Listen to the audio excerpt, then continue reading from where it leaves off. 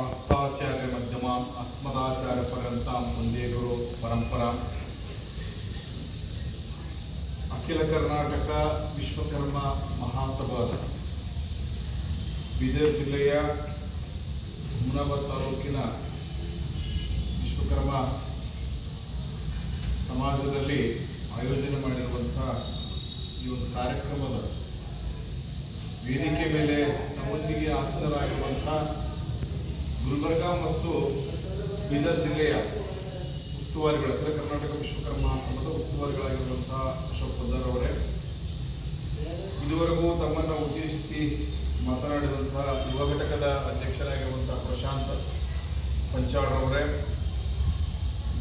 ಯುವ ಘಟಕದ ಉಪಾಧ್ಯಕ್ಷರಾದಂತಹ ಸೋಮನಾಥ್ ಅವರೇ, ಈ ತಾಲೂಕಿನ ಅಖಿಲ ಕರ್ನಾಟಕ ವಿಶ್ವಕರ್ಮ ಮಹಾಸಭಾದ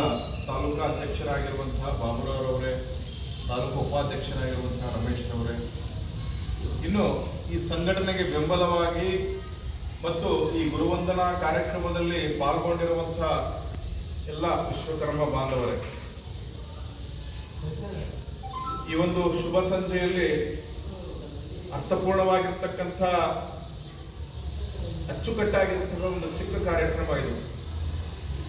ಸಂಘಟನೆ ಅಂದ ಕೂಡಲೇ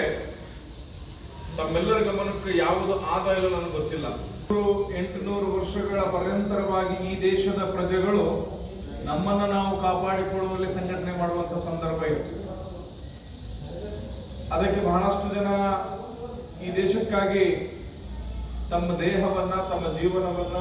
ತ್ಯಾಗ ಮಾಡಿರುವುದು ಇತಿಹಾಸದ ಘಟನೆಗಳು ನಿಮ್ಮೆಲ್ಲರ ಗಮನಕ್ಕದವನ್ನ ಕಾರಣಕ್ಕಾಗಿ ನಾನು ಅದನ್ನ ಮುಂದೆ ತರುವುದಿಲ್ಲ.